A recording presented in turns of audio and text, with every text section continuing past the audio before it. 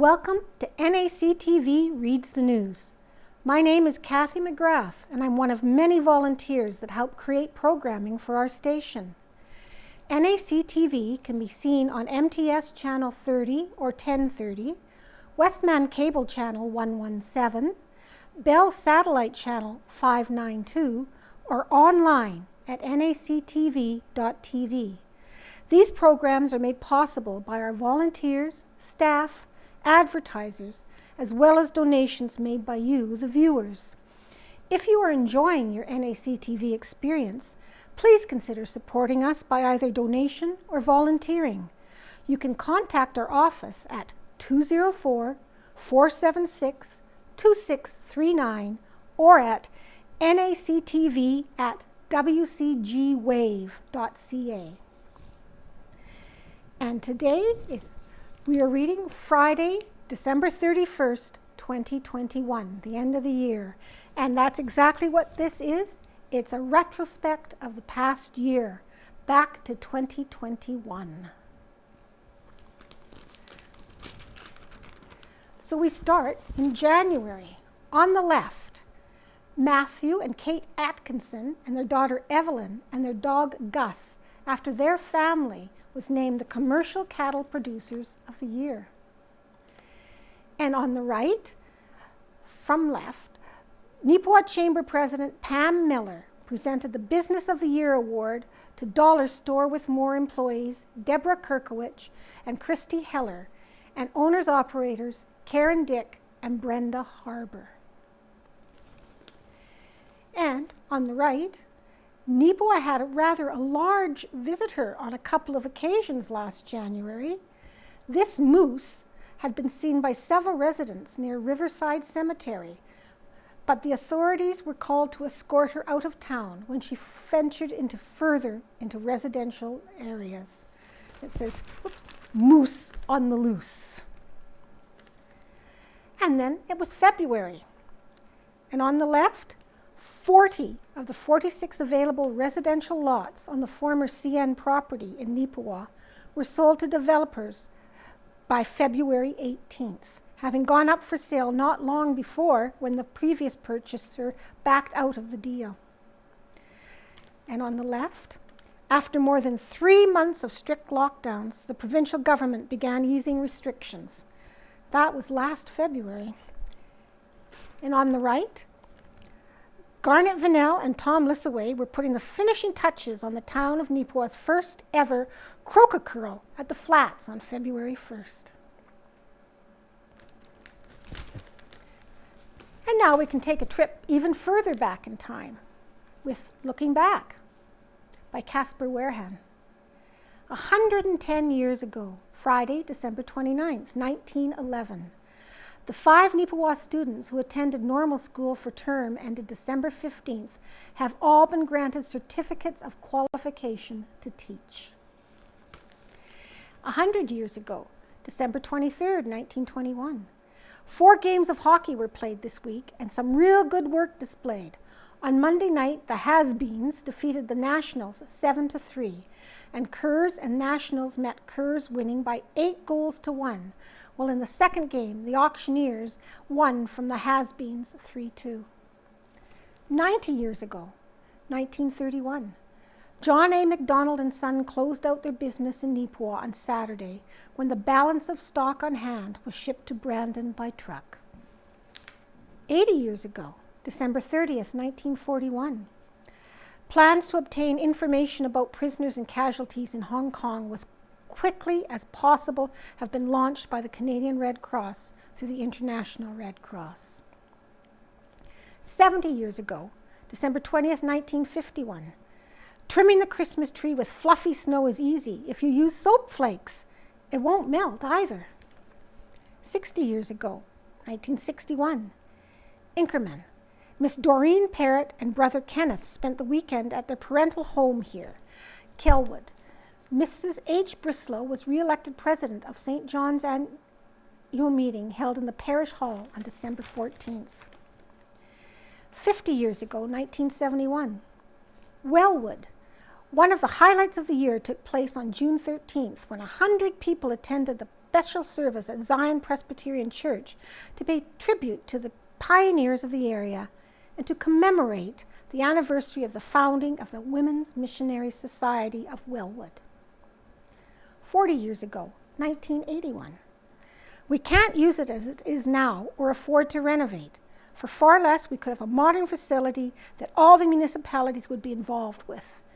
With those words, Mayor Homer Gill announced he hopes to seal the fate of the oldest municipal building in the province, the beautiful Plains County building, in the next few months.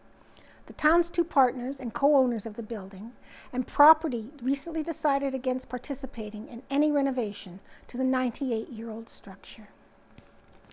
30 years ago, 1991, the town of Neepawa could save up to $4,000 a year by converting incandescent and mercury vapor lights to high-pressure sodium.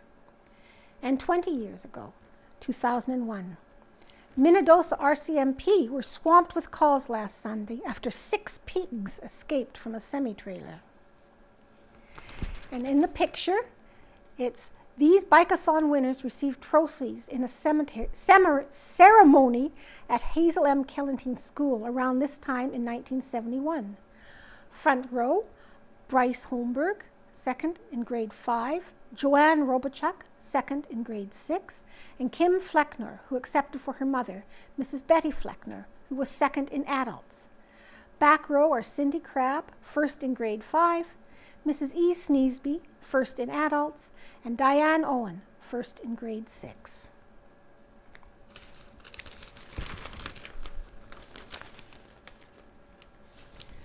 And Home Buddies by Rita Friesen, My Year in Review. Tough year to review, considering we didn't get to do much, to travel far, to meet many new people, and yet there have been changes. To me, the year has been broadening. My favorite genes no longer see me as their favorite person. They are waiting patiently for the way to return to the way that things were. I have always appreciated the out of doors, and this too has broadened. It may be because I have more time, but I see the sunsets and sunrises more fully than ever before. The changing of seasons are more poignant than ever before, and moving more swiftly than ever before. The gift of daily bread, of life and breath, are more treasured. As many of you, I have lost more loved ones, more mentors and friends, and I am closer to saying, see you later, than farewell, and I am okay with that. I am watching my great-grandchildren arrive, my grandchildren become parents, and my children, grandparents. I may have been too busy when my children were young to notice how quickly a wee one gains mobility, communication, and independence. It is a marvel. I did notice all this with my grands, for when they were young, I was able to be very involved with lives and achievements. I treasured their love, affection, and inclusion. 5 children, 9 grands, and now 8 greats. Impressive for me. It is with heartfelt thanks that I recognize that there are still opportunities for me to serve fellow mankind. I still miss the freedom to pop into the care home or hospital to chat and check up on friends. I am thankful for the care they receive and those able to visit them. I simply miss so many people. I love sharing my thoughts, findings, and musings on a Sunday service, comforting families when they are mourning, and celebrating marriages. Somehow the days slip by. Some days I have accomplished something, and other days are simply gone. Evening arrives, and with it, the end of yet another simple, joy-filled day. What more could one wish for? The standout of 2021 has, not surprisingly, to do with the pandemic. I regret deeply how this event has polarized families and communities. I am waiting for the looking back from 40 years from now for a clearer verdict. What I do know is that our family came within hours of losing our patriarch. My oldest son, 60, has become the mainstay of the extended family, offering love, advice when asked for, and unconditional support. In September, he was airlifted from Slave Lake to Edmonton, intubated and sedated. He had not been vaccinated because of procrastination, no other reason. There were sleepless days for many of us as he, in isolation, struggled to stay with us. thanks to a hardcore nurse who talked him into taking another breath and another breath. He is with us. Those significant events are transformative. Reviewing my year, I see how I have grown in compassion and understanding and appreciation and dedication. This is God's wondrous world in one theme, and the other, we are not alone. May it always be so. And here's a picture from the beautiful Plains Museum feature, the 1961-62 provincial champs. These folks, the Neepawa Bantam AB hockey team, were the provincial champs for the 1961-62 season.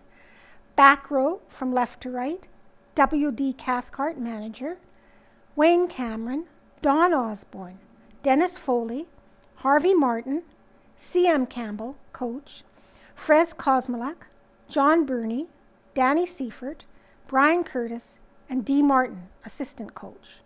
Middle, David Walker, Ken Hall, Ronald Merriman, Jack Tremaine, Richard Howden, Calvert Graham, and Norman Martin. Front, Stick Boys, Bill Tremaine, and Bruce Poole.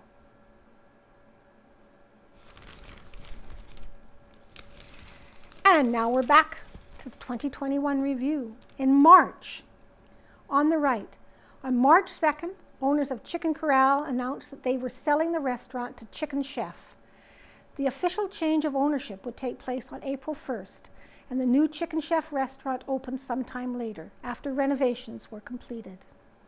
And on the left, on March 15th, the province announced plans to completely change the administration structure of schools in Manitoba, including a shift from the current 37 school divisions to 15 school regions. This plan was later cancelled after Premier Brian Pallister stepped down in October.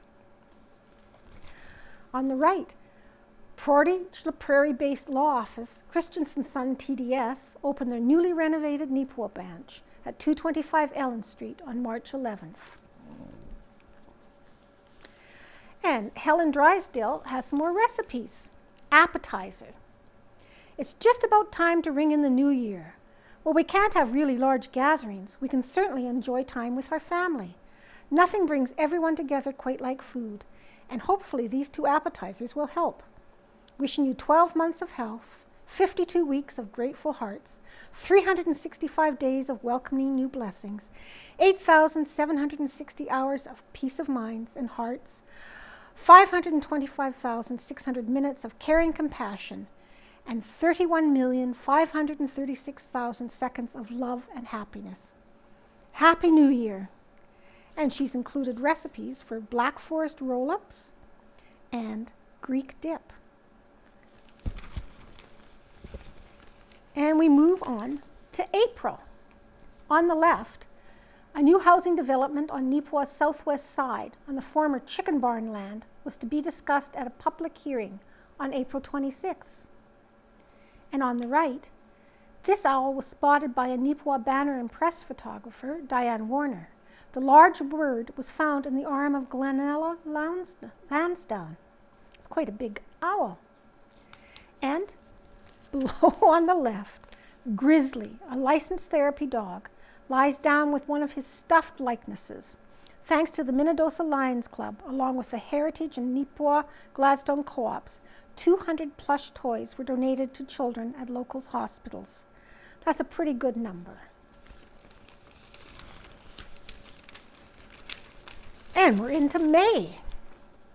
On the right, the High Life Back 40 multi-use trail park has been a popular destination since it opened in Neepawa. Cyclists from all over the province have come to enjoy the challenging bike trails. And there's a picture of some cyclists. And left, baby foxes were a sight to see, with an estimated 5 kits in the litter. This photo was taken on May 12th as the kit was trying to settle in for an evening nap. He looks so cute. And on the right, a wildfire close to Carberry forced the community to declare a state of emergency. More than a dozen homes in the area were evacuated due to the grass fire which began near the CFB Shiloh range. That was pretty scary fire. And in June, on the left, The residents of Neepawa recently raised $5,615 for the purchase of new firefighting equipment. The fundraiser, known as We Care, was organized by Val Wilson and moderated online by Don Gardy. A new era for hockey in Neepawa was unveiled. The Neepawa Junior A Hockey Club announced on Monday, June 7th, that its name has officially been changed to the Neepawa Titans to go along with revised moniker. Updated primary and secondary logos and jerseys were also revealed. And there's the new logo. And on the right, the Manitoba government announced a round of grants from their Building Sustainable Communities Fund, with $300,000 going to the construction of a new pool in Gladstone, and $11,583 going to upgrades at the Langruth Einarson Park and Campground. And we're halfway through the year. We've made it to July. On the right, vendors from across the province were in Neepawa for the first Riverbend Makers Market. A total of 1,031 patrons walked through the doors over the course of the 2-day event. And on the left, for a second straight year, graduation at NACI was a bit different. For the students, however, the socially distanced ceremony didn't at all take away from the significance of the moment. You can see them all in their cars. On the right, Valley Life Recreation, a local not-for-profit group, announced a major trails infrastructure project for Minnedosa and the arm of Minto, Odana. The trail park proposal is budgeted at around $650,000 and has a tentative start date for construction for sometime in 2022. In August, on the left, the construction of the Neepawa Gladstone Co-op Home Center addition is just one of several significant projects currently on the go throughout the town of Neepawa. They certainly expanded quite a bit. And on the right, about 75 motorcyclists made a stop in Neepawa on August 14th as part of the Rolling Barrage, a cross-Canada fundraiser for those dealing with post-traumatic stress disorder. It was quite a sight to see all those motorcycles and all the people appreciating their efforts. And on the left, Olga Code of Neepawa, was getting ready to celebrate her 100th birthday on September 4th. And into September. On the right, the front page for the September 24th Farmers Advocate was one of the banner and press staff's favorites from the year. The photo was taken by Tracy Ponsack, and it's sunset on summer. It's quite a pretty picture. On the left, the Neepawa Titans held their first game under the new name on September 17th. And here, Promo Time in Neepawa received a fresh new look on its exterior. On August 31st, Derek Boyd from Graphic Factory in Onanoul finished the work on the revamped frontage of the building. And on the right, this carved, painted, wood-burned, and stained statue was given anonymously to the Neepawa Legion during its year-long closure. There's a beautiful cross with a red poppy carved into it. Wonderful gift. October. On the left, the ceremony at NACI was part of Neepawa's recognition of the National Day of Truth and Reconciliation. And there's a picture there. On the right, this incredible shot by Lauren Huck was featured on the front page of the October 29th Farmers Advocate. It won first prize in the section's photo contest. Whoops, there's that one. It's a pretty good picture. And the Heart Garden at Arts Forward. On the left, Arts Forward was home to a heart garden from September 30th for the newly pronounced Truth and Reconciliation Day. The hearts, numbering over 600, were made by students attending school at Neepawa to represent the Indigenous children and families that were affected by residential schools throughout Canada. And we're already into November. On the right, the November snowfall made a great time at the Langford Neepawa Winter Park. Now you can see the kids towing each other on skis. And on the left, the Banner and Press ran its commemorative issue for Remembrance Day. It featured scenes and stories from across Canada and the world. And on the right, the Neepawa and Area Collegiate Hope Group brought in over 4,300 pounds of food through their annual Scare Away Hunger food drive. This year's was a record-breaking total, beating last year's total by more than 500 pounds. Congratulations.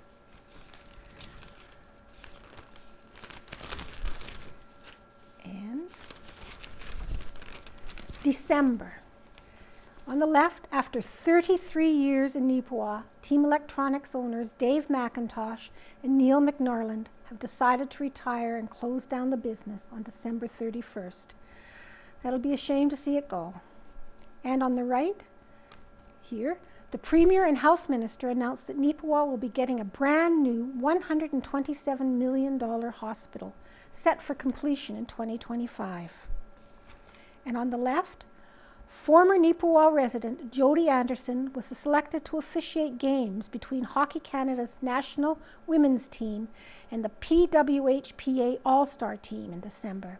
Anderson also officially refed her first U Sports Canada West hockey game in November. And that was the year in review from the Neepawa Banner and Press.